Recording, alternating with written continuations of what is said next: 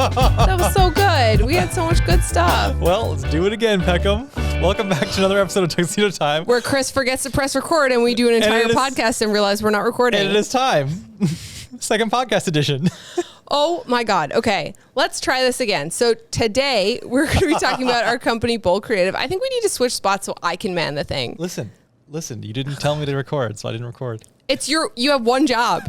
No, I'm part of this podcast, 50%. You have one job. I set up all the cameras. I got everybody's thing. Anyway, I'm very excited to announce our sponsor for today's podcast, Cuts Clothing. They hooked us up with a bunch of clothes for our recent helicopter trip, which you'll see on YouTube. And it was great because we got all this clothes for the trip, and it made my life so much easier because all the clothes matched nicely. It was all very high quality, and I didn't have to worry about what I was packing. So thank you, Cuts. Yeah, they have a really nice selection of muted tones and neutrals for the shirts. You guys know that we love wearing black, white, and gray, but today we're actually wearing a little bit of a different color scheme. I thought I'd try a little something different. I think muted palettes are still neutral, though. I agree. Like, I that's think so neutral too. to me. Yeah, and so obviously this is neutral. Do you think that my flower socks with my Star Wars pants with my coast-colored sweater is neutral? I think it's called fashion. Look it up. So if you guys want to check out Cuts, their t-shirts, long sleeves, sweaters, and hoodies, you can get 15% off with our special link, which is in the description box of the YouTube video. It's also in the description box of the podcast episode if you're just listening.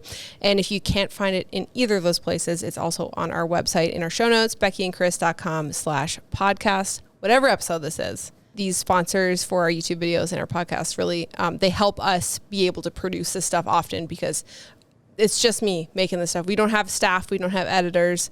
We're not ready to hire anybody yet. So it is you, Becki Peckham. It is just me. So one woman army. Yeah. So thank you, Cuts, for supporting the podcast. This podcast is going to be about our old marketing company called Bold Creative, which we had from 2009 to 2016. I'm sorry. That was just I looked over. I was like, the button's green. I think it's supposed to be red.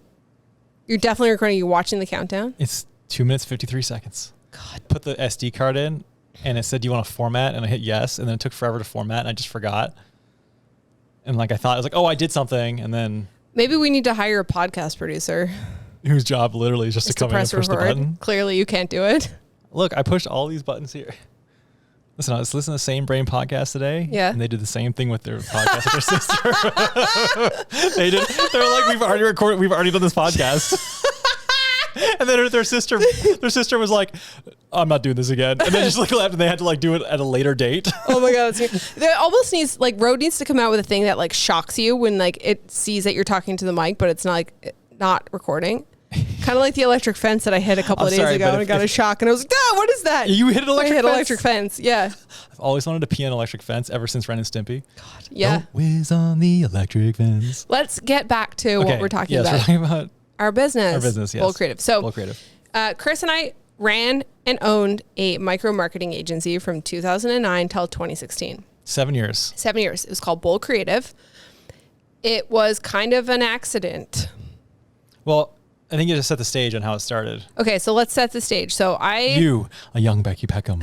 I graduated high school. Then I went into graphic design. I graduated graphic design. I graduated graphic design from college. I was a young graphic design obsessed Becki Peckham.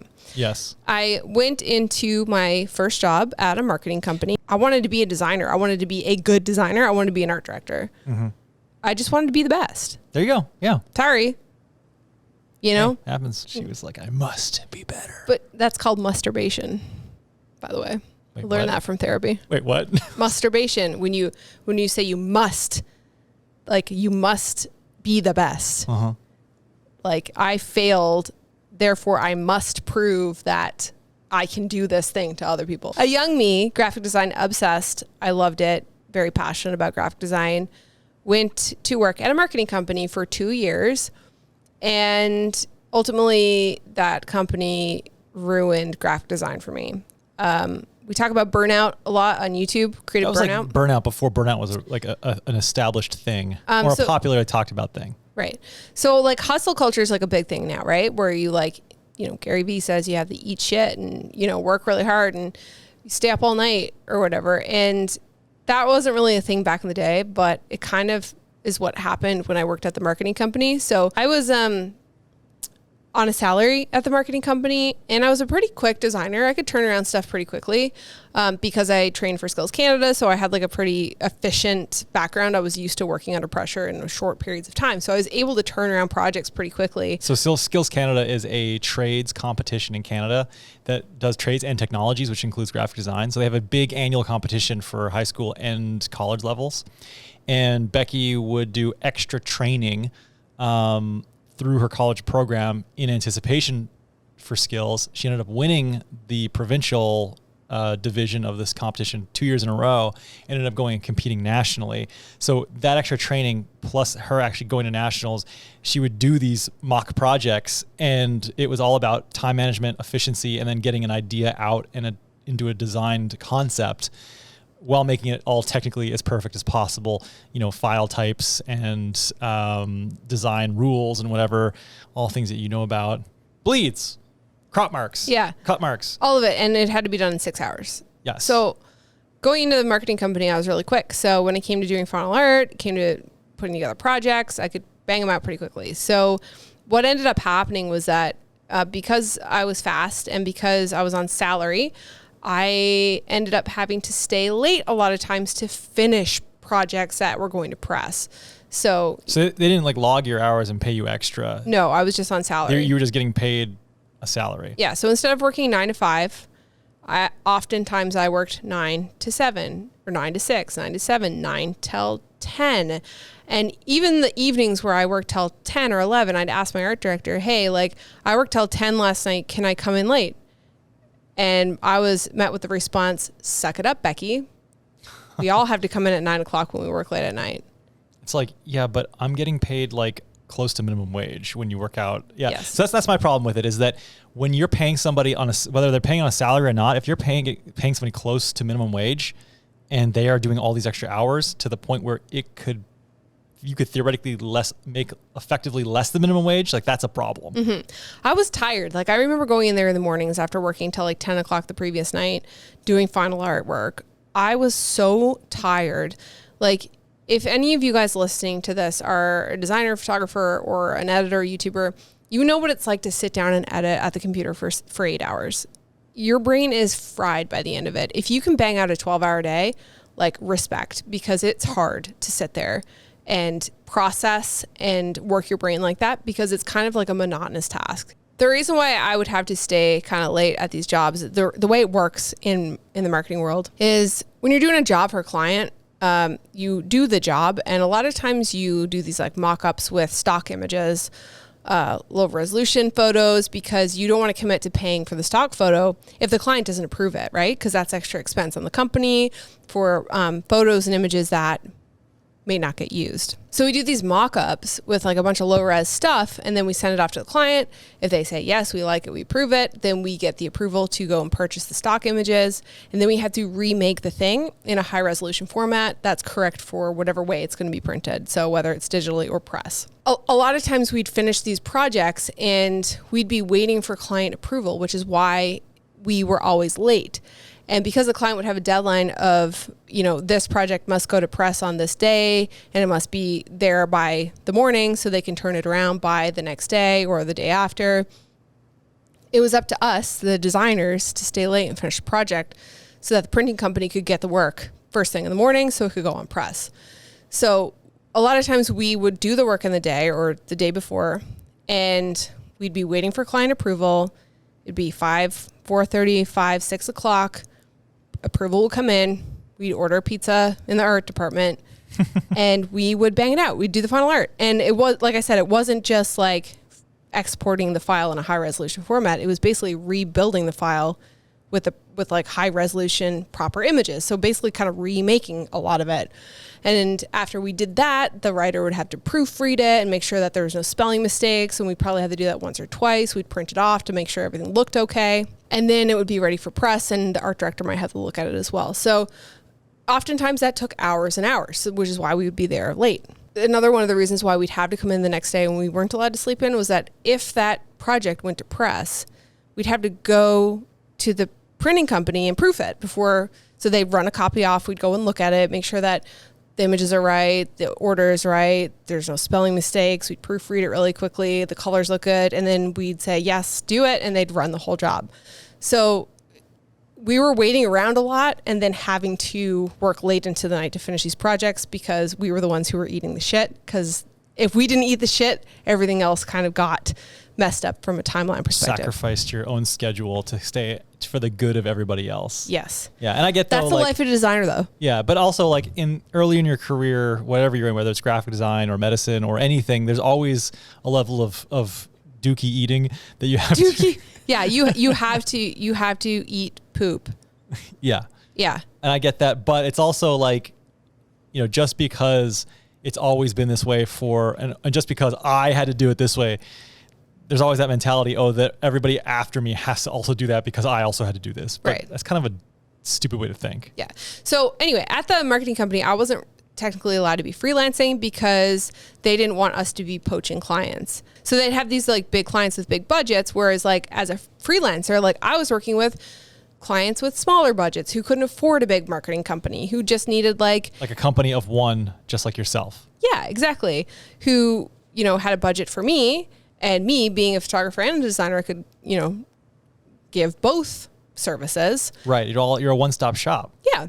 Chris and I decided around that time when I was working at the marketing company, I was doing a bit of freelance, that we wanted to start a streetwear company doing high-end printing techniques. We had like the custom, what did you say? Like spec packs? Yeah, we had spec packs basically that had all of the sizes and then the sizes and then the actual exact measurements, all the dimensions for the shirts. Yeah.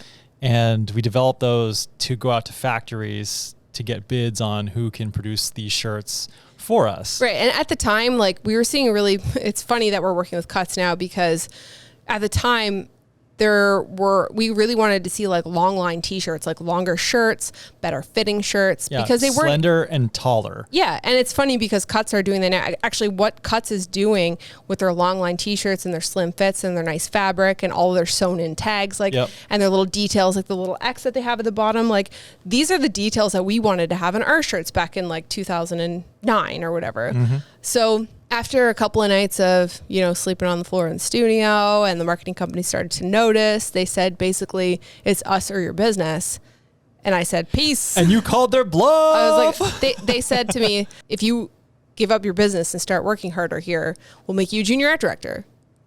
Because they knew that I wanted to be an art director. For like your $12 an hour. Yeah. And then I was Canadian, like, which is like $10 American. Yeah. They were like, we can tell you're tired and you're not dedicated to this job. And I was like, yeah, I'm not. I really hate it here. I cry in the bathroom. I fall asleep in the bathroom. Like I dread coming in here. And it wasn't the people. It was just the work.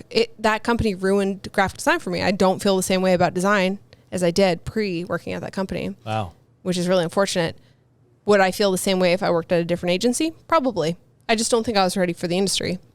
Yeah, it was just probably the industry as a whole. Yeah. Would have crushed you regardless. So back to Bold. Mm-hmm. So we were going to start this clothing company. So we decided to purchase a screen printing studio, which we talked about in episode 1 of this podcast. Chris broke his wrist. Going and picking up the screen printing studio, renting a U-Haul with my BMX bike in the back with my buddy Beats, road tripped from Hillsville, Virginia, all the way up to St. John's, Newfoundland. Slept with a rattlesnake skin. Yeah, broke your wrist on a mini ramp. It was a full-size vert ramp. Thank you very much. Oh, sorry. Oh, I'm sorry. Yeah, it's like a 13. I wasn't there because I was working at the marketing company and couldn't get the time off. You were, weren't you? Mm-hmm. Yeah, that was during my last summer vacation during medical school. Yep. Anyway, we set the screen printing studio up in a rented space in downtown St. John's. So I want to talk about the studio for a second. So we did rent a studio on Duckworth Street, downtown St. John's. I think it was like 267 Duckworth Street. Mm-hmm. And I want to paint the picture about the studio real quick. So it was in this building that was very old. It was probably built in like, what, 1800s? Yeah, 1900s. It was very old and it was attached to a bunch of other buildings. And so when you walk in, there was kind of like a retail space in the front that was kind of like a fishbowl. There was like glass and there was like commercial carpet. There was like wood paneling on the walls. This was like painted like elementary school yellow, like pastel yellow. It was not a good look in there. It was basically fluorescent lighting. Yeah, with fluorescent lighting. So it was like a 1900s type building that had been renovated in like the 80s to be some kind of commercial space. Yeah. So you walk in this room and then there's a door and then you walk into a larger room. So it's basically a big square room that was a communal space in the center with no windows. On the right, there was a small room that ended up being my office eventually that we rented that room. What, like maybe like 75 square feet maybe? Yeah, probably about that size. Yeah, a little less than 100 square feet. Yep. And then on the left, there was another office. And then there was a left wall that had a hallway to a really sketchy bathroom, a quote unquote kitchen that we also rented to be our like screen washout and exposure room. And so that was before we did any handiwork. So I think I hired my cousin Mitch to build a washout booth. Yeah. And I was like, I need to make this waterproof. So he just basically lined it in like layer after layer of vapor barrier using tuck tape and essentially built this box around the sink and then taped it to the inside of the sink bowl to make like this waterproof enclosure. What we should have done is just gotten like a cheap shower from Home Depot. Yeah, that probably would have been better. Yeah. Yeah.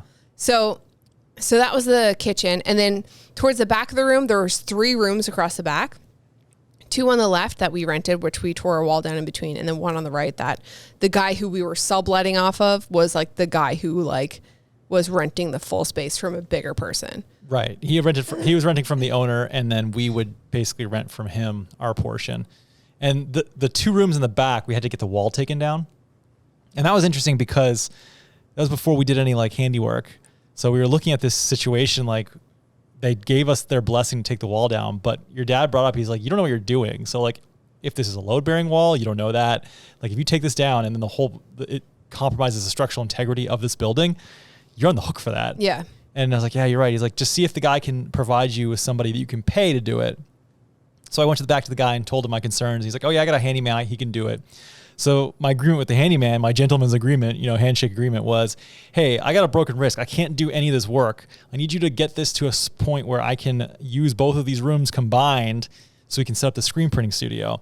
And he basically came in with his Sawzall, ripped the whole fucking wall down, and then left it turned into a pile of garbage between both rooms. I'm like, dude, what am I going to do with these like long boards and these like in this lumber here and all this refuse? I can't I don't have a dumpster, let alone I got a broken wrist, man. I can't like remove all this. He's like, that's not what you paid me to do, man. You paid me to knock the wall. I was like, no, dude, I paid you to get it to a point where I didn't have to deal with any of this. So that, in my opinion, that includes taking all the garbage away. He's like, no, that's not how it works, man. I'm just like, oh my God. So moral of the story, always have a very descriptive scope of work. Yes. Anytime you have an agreement with somebody. Definitely.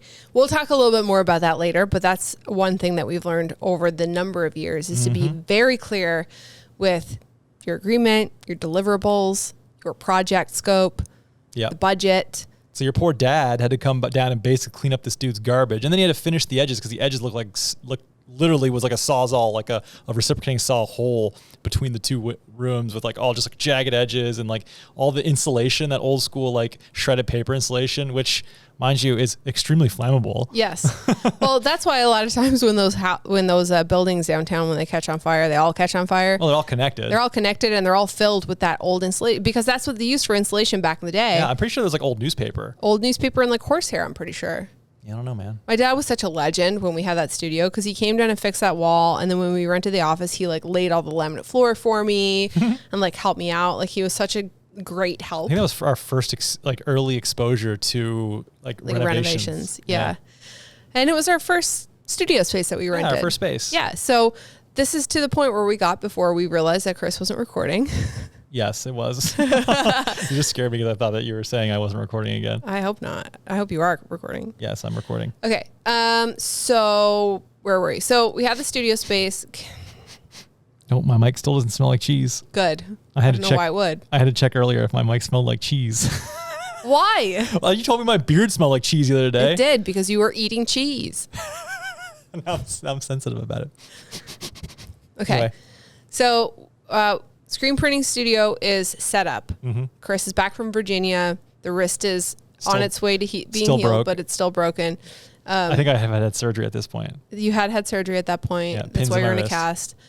I left my marketing job because I was sleeping on the floor of the studio and couldn't handle it anymore. I was calling in sick to work because I was up all night. We were working on shirts, trying to pay for this thing. You were a terrible employee, by the way. Oh, I was the worst. That's why I've been self-employed for. Yeah, but actually, truth be told, I think that you were a valuable asset to their team. I think that you undervalued yourself because... But we're moved on from that now. We are moved on from that. We got the screen printing studio because we had the intentions of having this streetwear line that we wanted to do. Fully custom. We're going to print everything ourselves. We wanted to do the sewn-in tags, the hang tags, the full branded thing. Yep. And nobody could create the level of product we wanted on the island of Newfoundland. Yeah. And so what we decided the only way that we were going to be able to make this happen was we would make our own custom blank t-shirts. Mm-hmm. And we would print them ourselves. Yes. So the blank t-shirts would have our custom tags in them, all the sizes, custom, sewn in or printed on the shirts. Have our own little, what are those called? The little the little logo tags on the bottom. Like the wraparound tags. Yeah, all that stuff would be already created into the blank, and then we would print whatever we wanted on the blank t-shirts. Right. And we were only going to order black and white.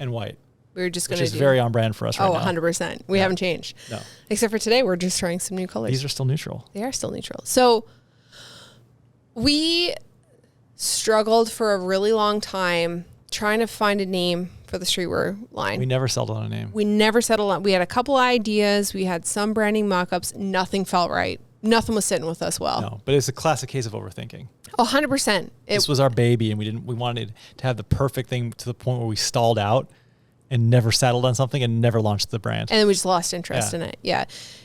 So during the time when we were trying to work on this clothing company, where we were like, well, we need to start making some money back so we can pay for these blanks. And pay for the screen printing equipment. So we were like, well, let's start. I'm going to continue freelancing. Photography and graphic design is what I was doing at the time. And we'll start doing t-shirts for people because we're doing printing processes that nobody else on the island is doing. So, and we had to dial in our process. And we did. So it was great practice for us to be able to do shirts for other people. Right. So we needed an umbrella company to cover all of our multifaceted monstrosity that was our lives at the point. So design, photography, we were doing a little bit of video too. And screen printing. Right. And eventually wide format printing for photograph reproductions and canvases and stuff like that. But that wasn't until a little bit later. Yeah. So in comes Bold Creative, pulled the name out of literally nowhere. We're like, let's just call it, I don't know, Bold Creative. Cool. I think you just came up with it randomly. All right, fine. Yeah. It's like a temporary company anyway. It's just something to hold all of our business stuff. Yeah. And it's funny looking at our channel now because our channel's a bit of a mess like that. But but Bold was too. So instead of calling it marketing company, we just called it Bold Creative, and then we just said shiny visuals on the bottom because that was the best little container that we could put all of the stuff into because it wasn't a graphic design company. We weren't photography. It was all of it. It was multimedia. Yeah.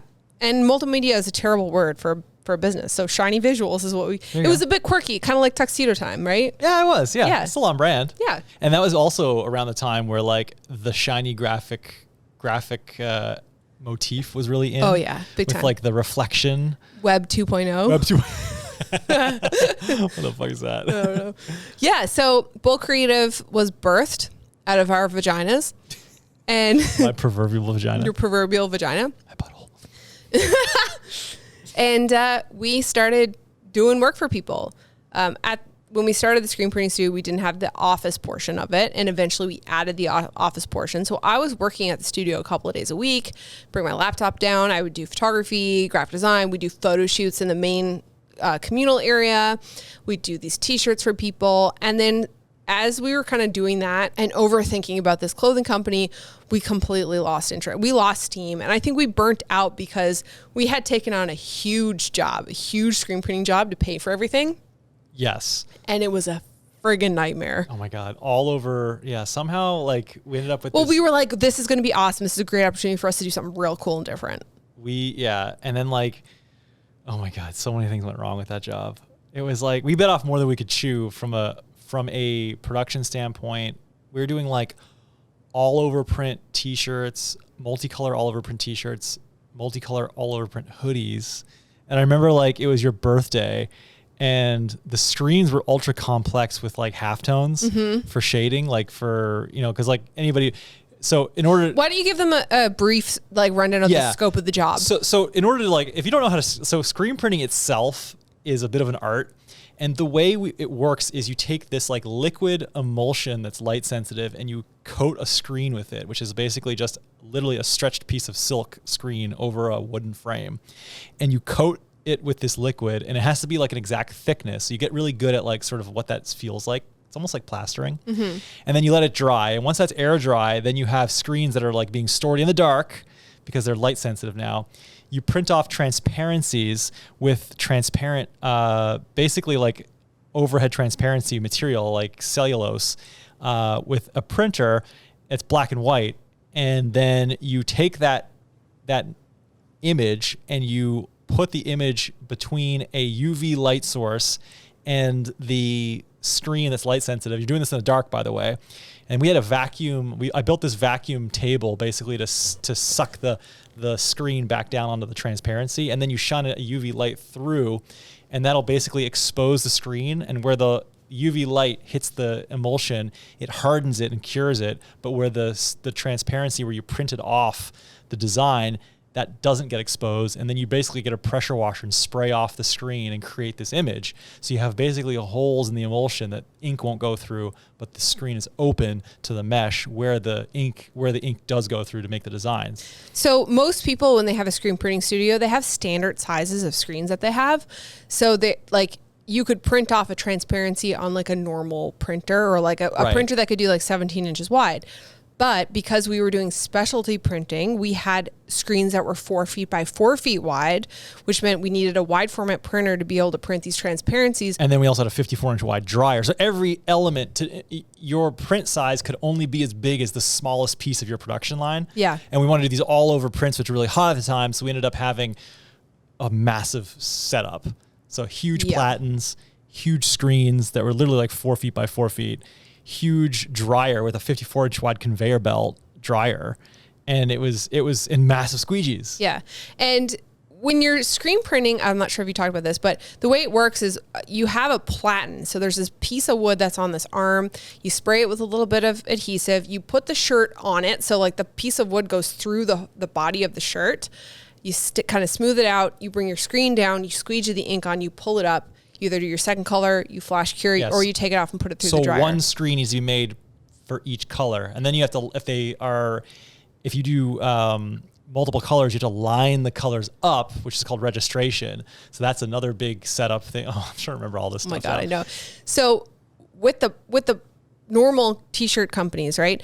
Their screens and platens are a certain size to fit t-shirts, so they don't go over that. But because we were doing large printing, all over printing, we couldn't use a platen like that. We actually had to make a custom platen, which the shirt didn't go over, it laid on top of, which meant that we had to glue the insides of all the shirts with spray adhesive so they didn't move around. Oh my God, we had a leaf blower and we had a frame from an old stool, and we basically put the leaf blower in to inflate the shirt like a giant vacuum inflatable on tube, man. And we put it over the stool, and then we'd spray the inside with spray adhesive, and then we'd pull it off, and then so the shirt would kind of come together perfectly. Yeah, if they didn't stick and they went on the platen, as soon as you lifted your screen up, the shirt would just move around and get messed up. Smear the ink and all that. Smear the ink, because the ink isn't dry. Like, it's all wet until it goes through the dryer, and then it cures. Heat cures it. The heat cures it. Yeah.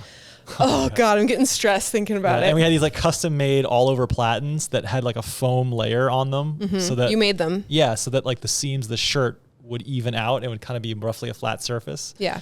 Yeah. It was a very complex setup for novice screen printers. Yeah, we had never really done screen printing. But it worked though. I mean, like, it did work. We made some great shit. We made some shirts that were like, okay, wow, that's a very complex print. Yeah. Like screen printers nowadays are probably like, okay, that's a pain in the ass to print. They did that. Yeah. Yeah, like massive foil prints. Gradient prints. Yeah. So so that was what we're getting to when you're dealing with, making, you have one screen per color, but say your color you're printing is black, but say you wanted to make gray. Well, you can make another screen that has that color gray, and you can make solid shapes, or you could print in halftones, which are basically, it's like if you zoom in on a newspaper, it's just a bunch of dots. You can make larger size dots that will create sort of gradients and fades and things like that. So if you had We had a couple that were like colors that would fade into one another. We had one that was like a neon pink to a neon yellow that faded. And we had one that was like a purple to a blue that faded in between. Right. Yeah. I remember that one. Yeah. And so those types of prints,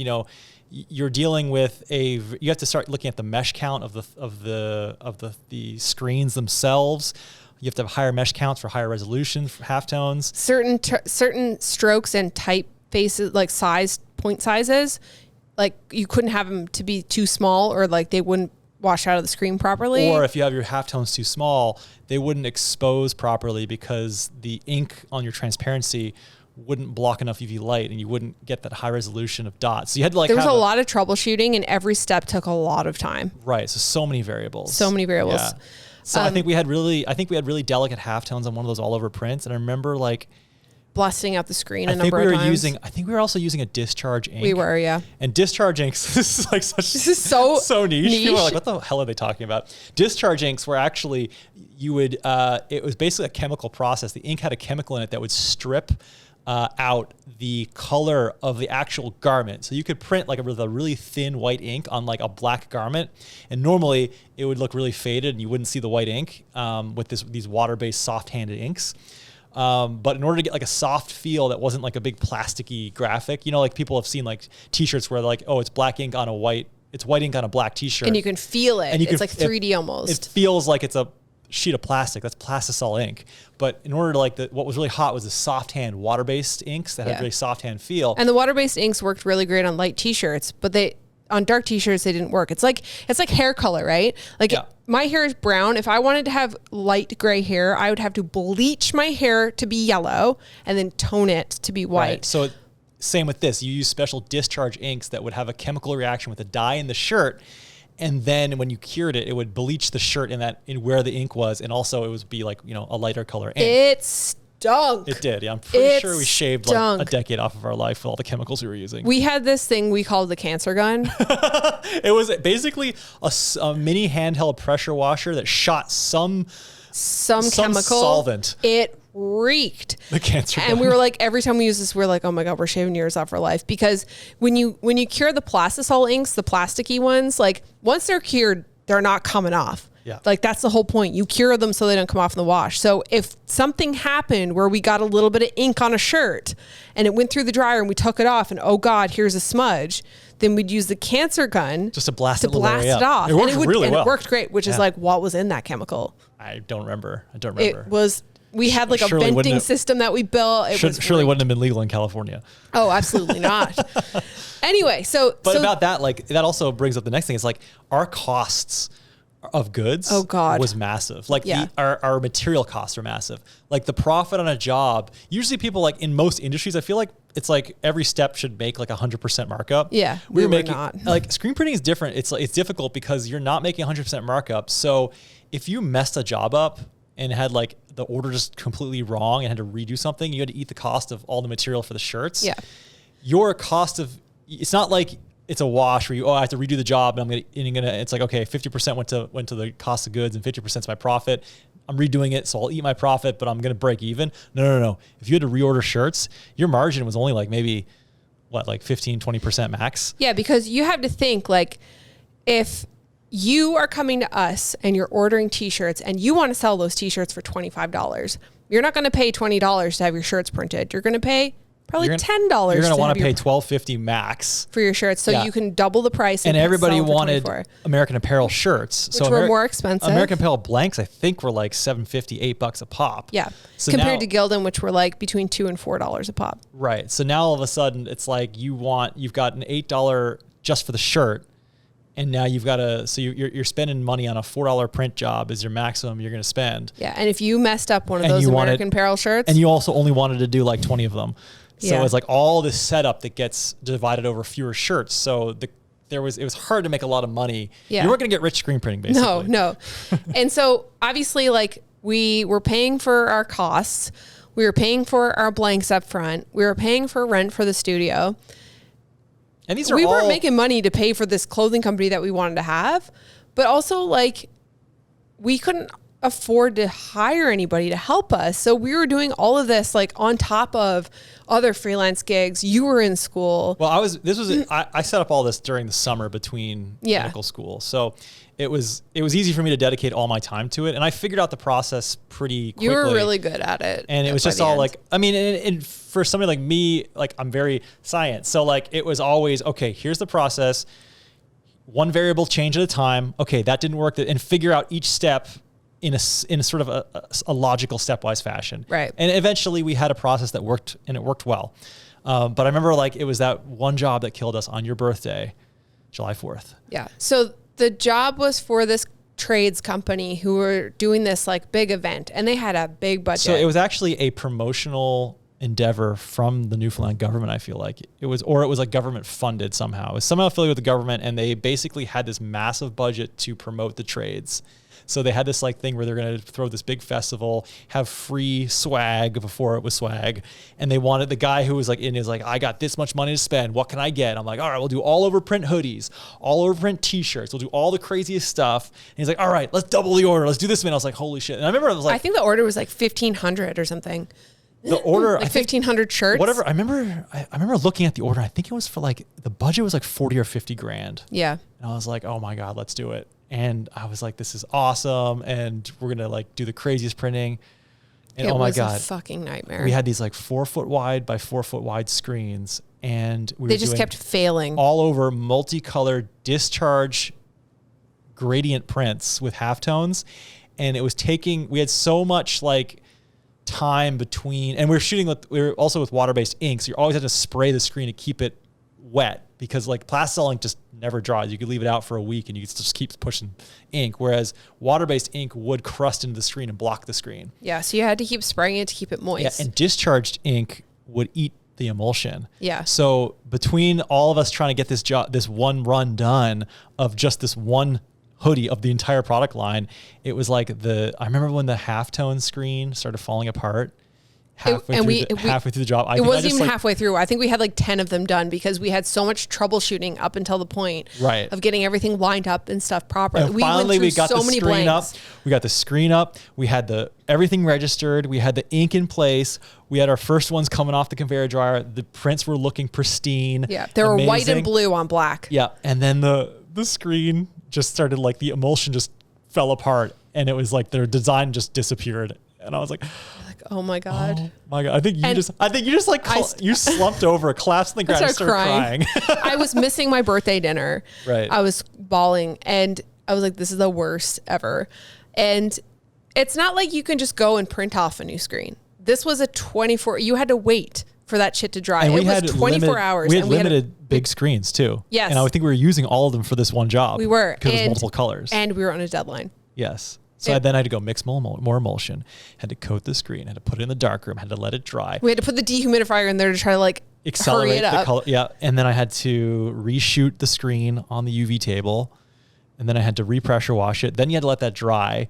Then you had to reset the screens up, re-register them because it was a multicolor print. Mm-hmm. Had to do all the screens because I think it was a 3-color print because there was like orange on it, blue on it, and white on it. Oh yeah, there was orange, wasn't there? It was a 3-color print, discharge print. So I had to do all the 3 screens again. Yeah, so it was white. We had to hit it with white, and then we put blue on top of the white because the blue was see-through or something. I don't remember exactly. I don't remember. Either way, we only had like 3 or 4 of those big screens. So I basically had to like pressure wash out, clean off those screens, start from scratch, then recoat them, reshoot them in the UV light, blast them out with the screen print with the pressure washer, then reset them up, register everything, and then we could print them again. It was like a full day to get it back up to speed. Yeah. After that job, I think both of us were like, this is done. I don't want to do this anymore.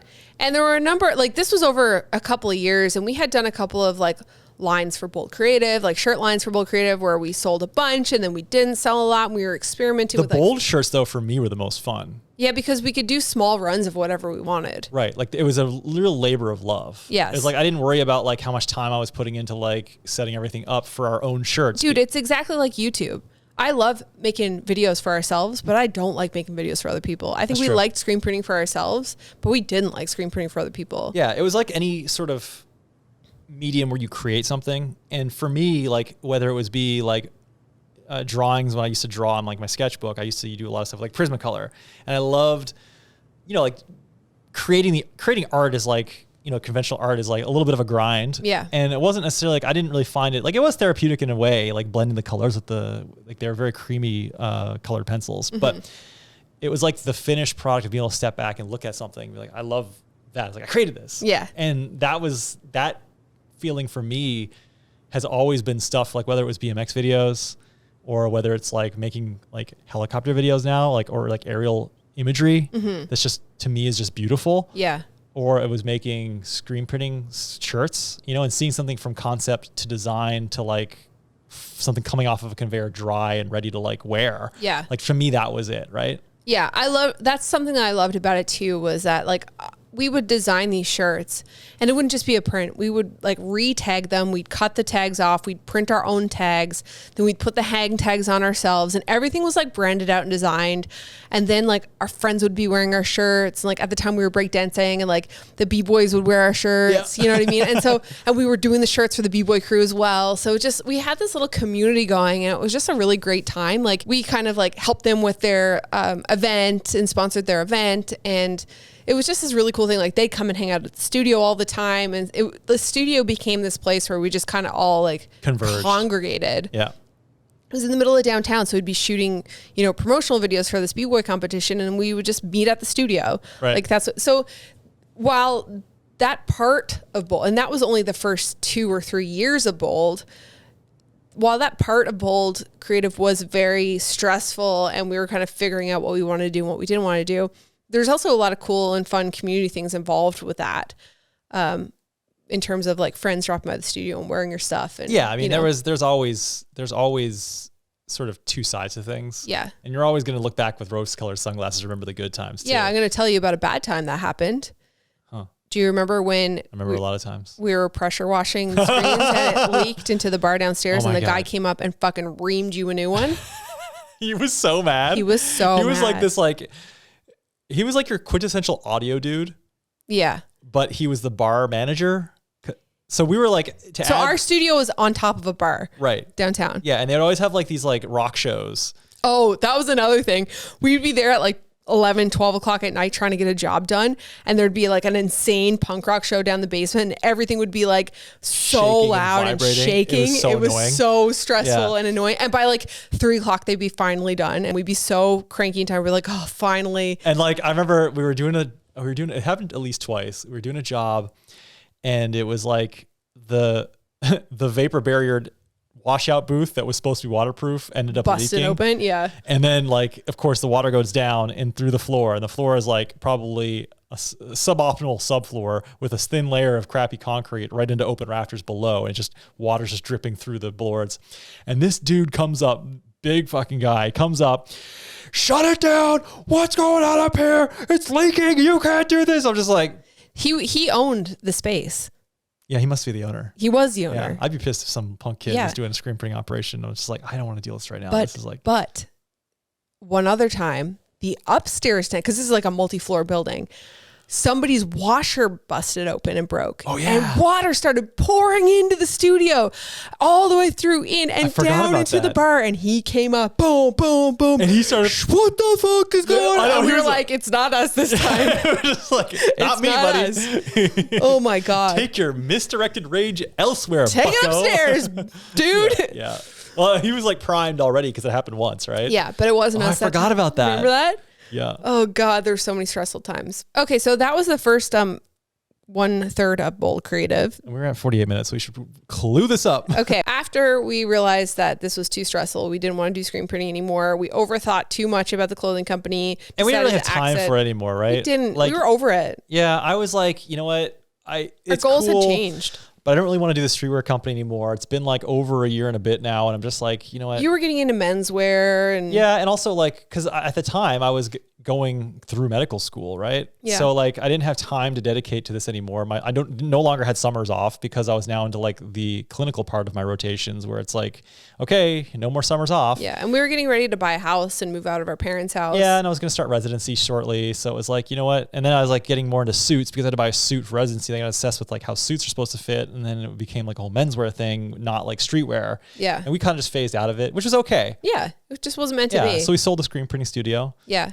We bought our house. And when we bought our house, we moved our wide format printer to the house. But when we bought our house, we were looking for a space that we could have our business in.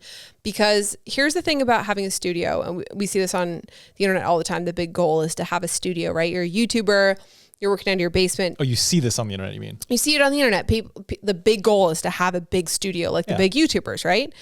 But having a studio is not always cracked up to be, as we've just said. But from a standpoint too of like getting up and having to physically leave your nice, cozy, warm house to drive to your studio. And if you're lucky, you have a parking lot. If not, like us, you're driving all over downtown looking for parking. It's probably going to be raining. Parking meters. You're out every 2 hours feeding the meter with coins. You may not have coins.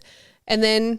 Yeah, but also like work-life separation too is one thing. A lot of people value that. That's true. They want to be able to go to the office and leave it in the office and come home and not have to worry about it. So that's definitely, there's lifestyle creep there. For sure. But what happened with job creep, I should say. Yeah. What happened with me is that like the studio became a really stressful place for me to be. It was uncomfortable. It was cold. I didn't like walking in my car at night because I was staying there late at night working on client work. So I just found myself going there like once or twice a week. And I was like, this isn't worth spending money on because I could just stay at home.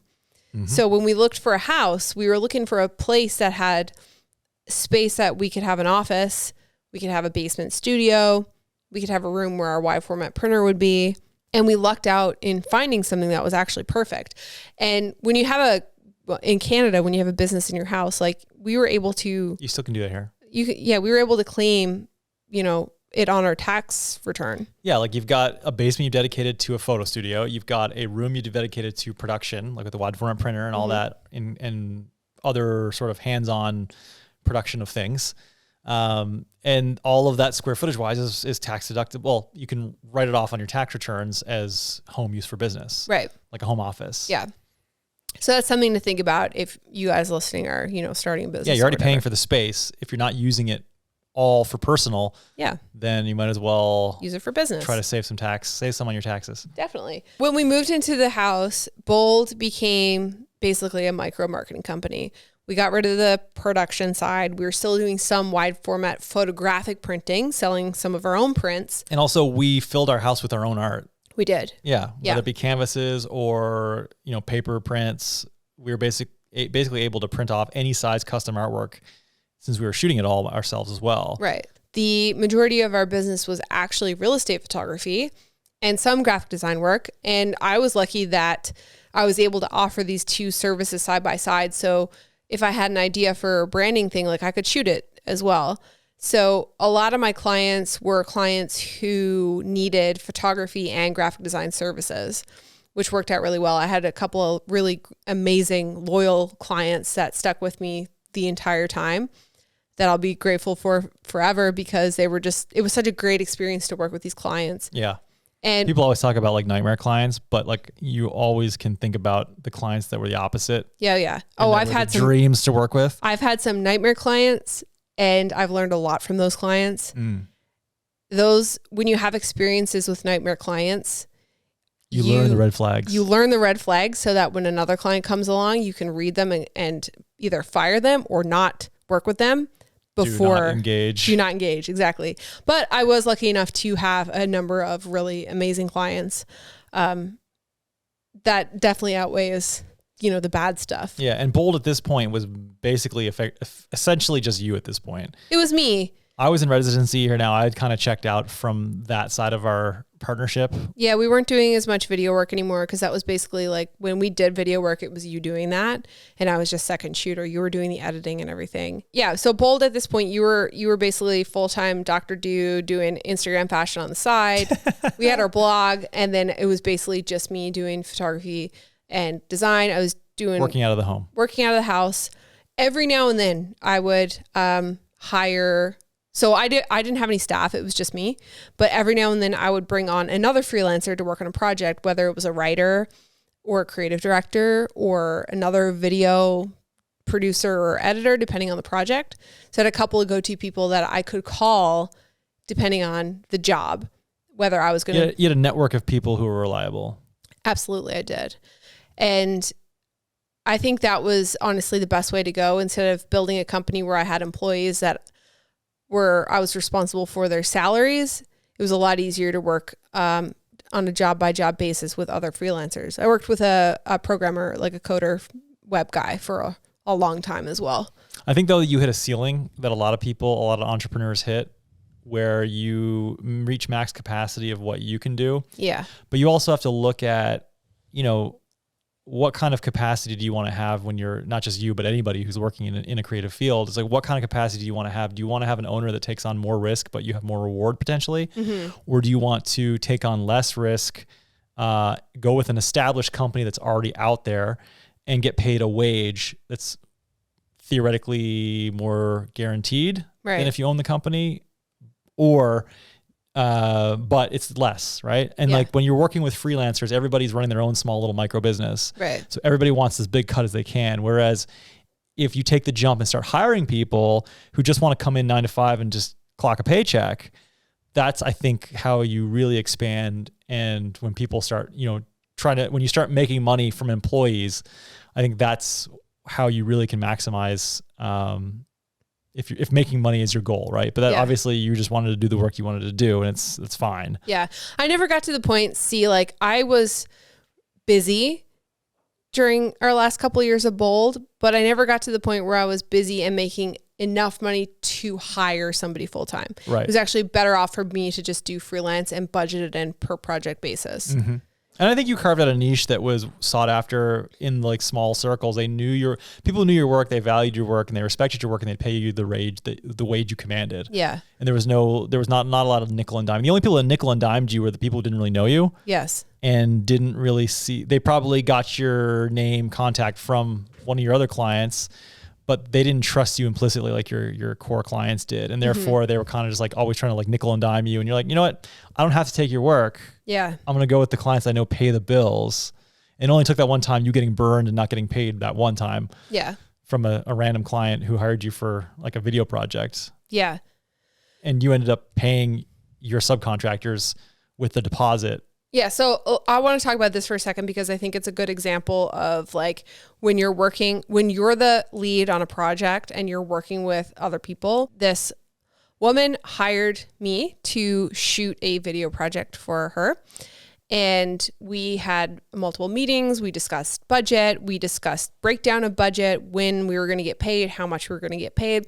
I could not do this job by myself. I didn't have enough knowledge in video. So I hired 2 freelancers. I hired an audio guy and I hired a video guy who would be the main shooter. I was just going to be the person who kind of... B-cam. I was B-cam. Becki cam. The go-between, dealing with the client. I would probably help edit. We agreed on a deposit. We agreed on a total price, and she was going to pay half after the shoot and the rest after the second day or something like that. I hired these 2 guys. We went and shot the job. We spent the entire day at the job. And after weeks, I never heard from this client again, and she did not pay me.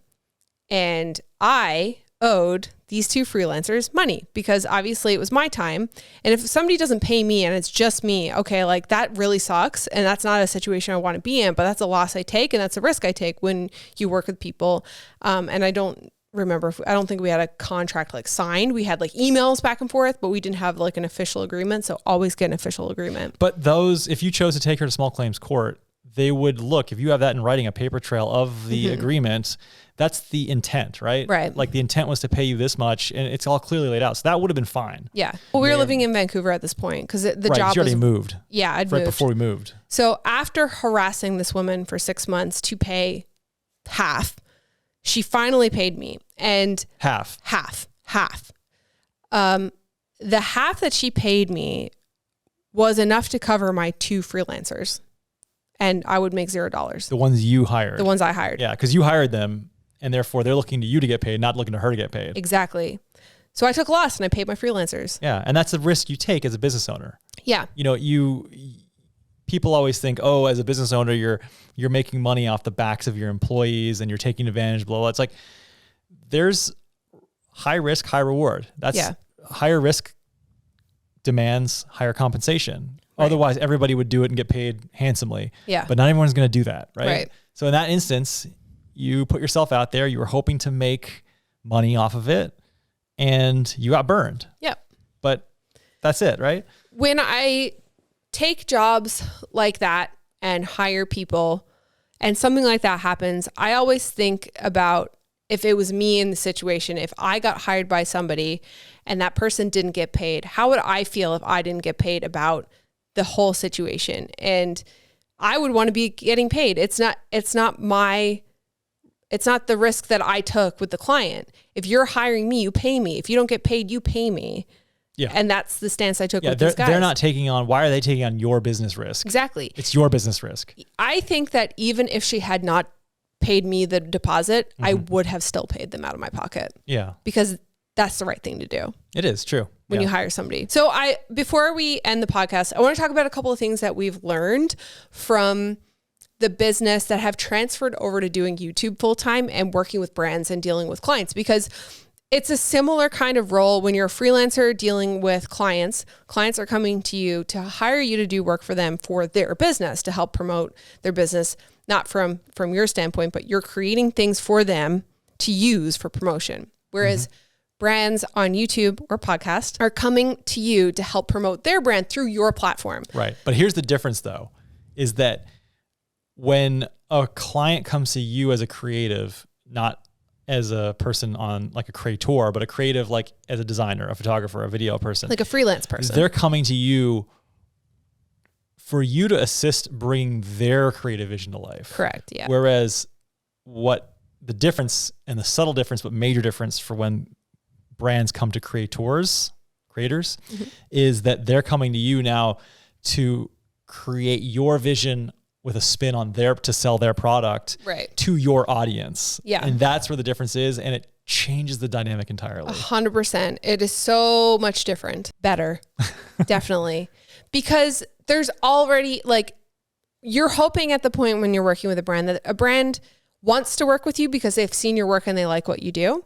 And they're excited to work with you because there's more implicit trust in you as the creator, rather than, I feel like when you were a freelancer, it was always like you had to prove yourself to the client. Make my logo bigger, add more text to this already packed in thing, because I have to have all the information in this because everybody needs to know how awesome my product is. And if I don't put every little point in here, it's going to be lost. Not realizing they're sinking the whole thing by making it totally unpalatable from a design standpoint. Right. But with the creatives now, in the creator industry, it's kind of like your work is known and there's already a level of trust there. Right.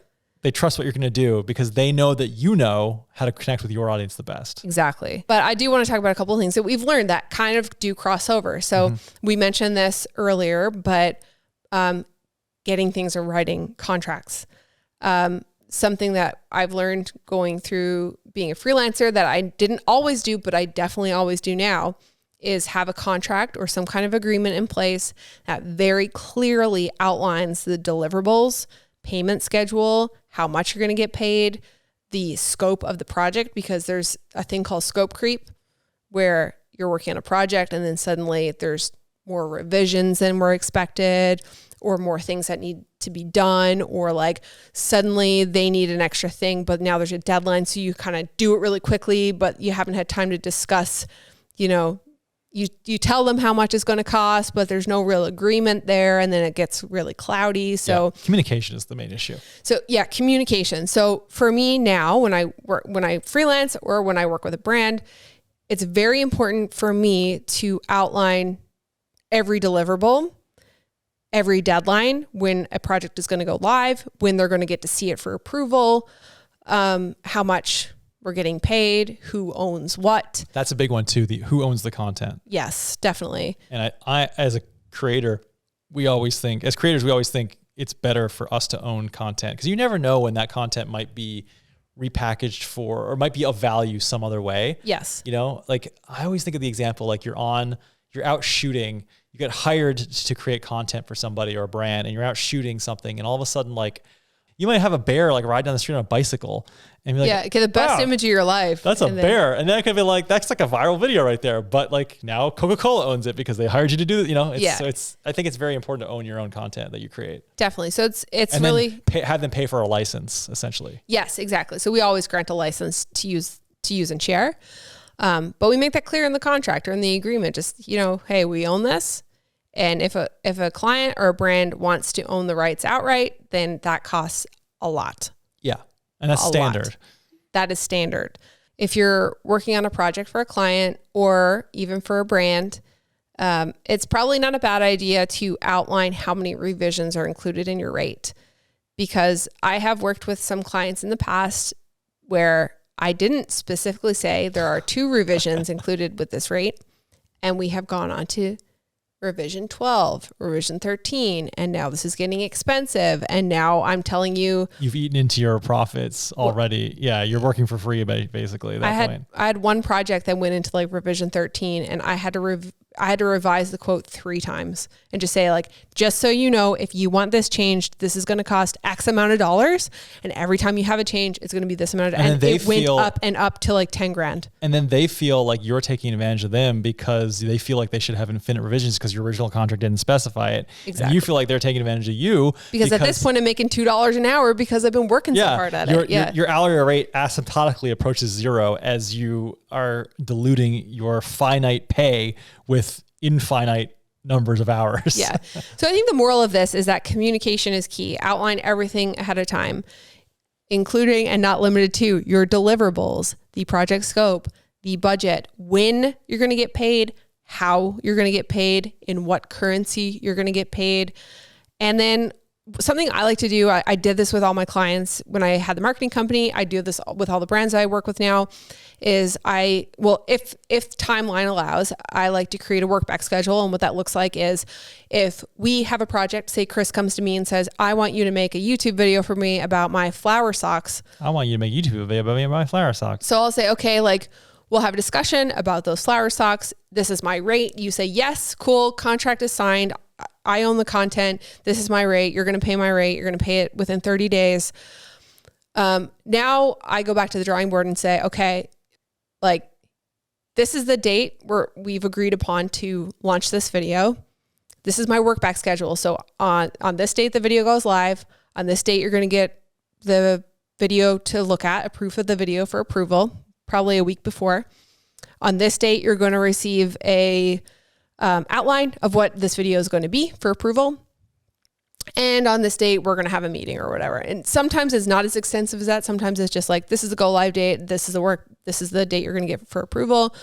And then they'll always get like an outline of what the project is going. Just so, because again, communication, we're being clear. I never want a client to expect something and not have their expectations met. I'd rather blow them out of the water. I'd rather be very clear with expectations and then over exceed without like unexpectedly than the other way around. So when I do a job for a client or a brand and we're working on a video together, I will send them an entire outline of what that video is going to be, what the concept is, a tentative title of what that thing is going to be, timestamps, and all of the topics and a couple of talking points that I'm going to discuss within that project scope. There you go. Communication. All right. Well, okay, that's it. So if you like the podcast, give it a 5-star. 5 stars only, please. Thank you so much for listening. $5 only, please.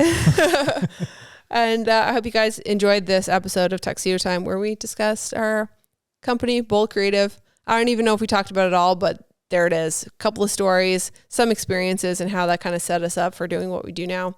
There you go. The whole thing is still a learning experience and we're still learning along the way, but yeah, it's all good. There you go. We'll end on a sad tromboner. All right, we'll catch you on the next one.